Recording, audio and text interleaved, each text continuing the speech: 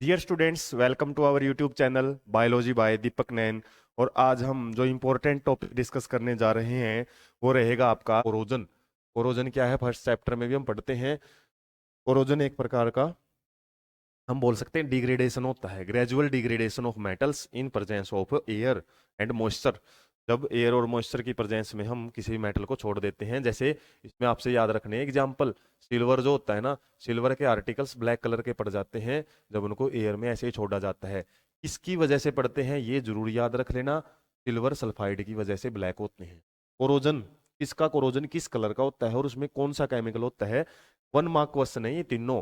Copper है ना, जो कॉपर किस कलर का हो जाता है आपका, ग्रीन कलर का हो जाता है।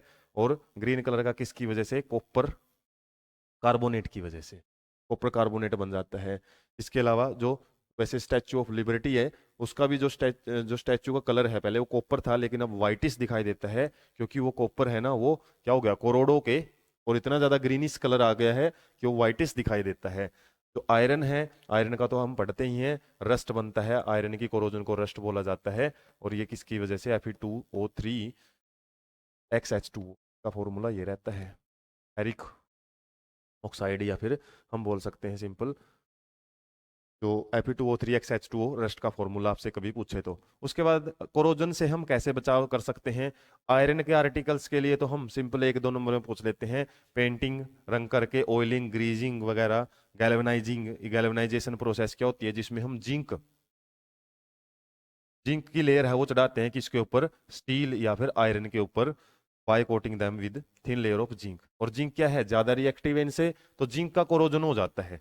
ये बोल सकते हैं हम, जिंक है ना अपने खुद को सेक्रीफाइस कर देता है, जिंक की लेयर खुद सेक्रीफाइस हो जाएगी लेकिन आयरन को कुछ नहीं होने देगी। तो जिंक की लेयर है वो जरूर क्या हो जाती है, टूट जाती है, लेकिन हमारा जो आयरन है वो प्रोटेक्टिव रहता है। तो गैल्वेनाइजेशन प्रोसेस में जिंक की लेयरिंग है वो की जाती है। एक ये आपका डायग्राम बेस्ड क्वेश्चन इसमें से बन सकता है। इसमें आपसे पूछा जा सकता है कि किस जगह पे रस्टिंग होगी या नहीं होगी, या फिर इस जगह पे ही रस्टिंग क्यों होती है। इसमें आयरन की नेल ली हुई है 3 टेस्ट ट्यूब में। एक आयरन की नेल में तो हमने क्या रखा है, ड्राई एयर रखी है, और एयर में से ड्राई करने के लिए, वाटर वेपर्स को निकालने के लिए क्या यूज किया है, अनहाइड्रस कैल्शियम क्लोराइड यूज किया है। कैल्शियम जो क्लोराइड होता है ना, ये वाटर वेपर्स को क्या कर लेता है, सोख लेता है। इसलिए यहाँ पे वाटर नहीं है, केवल एयर एयर है। तो इसको यदि हम रखे रहेंगे ना, तो उस केस में आपको क्या होएगा, कोई भी रस्टिंग है वो दिखाई देगी। दूसरे केस में यदि आयरन नेल को हम प्योर वाटर के अंदर डुबो के रखते हैं ना, एयर के साथ उसका कॉन्टेक्ट छोड़ देते हैं, छुटवा देते हैं, फिर भी आपकी कोई रस्टिंग नहीं होगी। और इसको रिप्रेजेंट करने के लिए यहाँ पे क्या लिया है, वाटर के ऊपर एक थिन लेयर ऑफ ऑयल हमने रख दी है, क्योंकि ऑयल क्या करता है, जो एयर के अंदर गैसेज है ना उनकी सोल्युबिलिटी को कम कर देता है। अब एयर वाटर के अंदर सोल्यूबल नहीं है, नहीं घुल सकती, और एयर नहीं घुलेगी तो हमारे वाटर के जरिए वो आयरन नेल्स के पास नहीं पहुंच सकती। और यदि हम क्या करें, आधा तो वाटर में छोड़ दें और आधा एयर में छोड़ दें आयरन नेल्स को, तो वो जंग खाना शुरू कर देती है।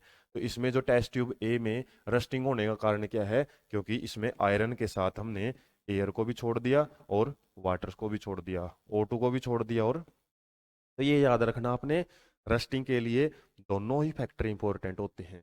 इस एक्टिविटी का मेन कंक्लूजन यही है, आप अकेला वाटर से या फिर अकेली ऑक्सीजन या एयर से रस्टिंग कोज नहीं कर सकते जब तक दोनों आपके पास नहीं है। इस तरीके से ये एक्टिविटी का कंक्लूजन आपको याद रखना है।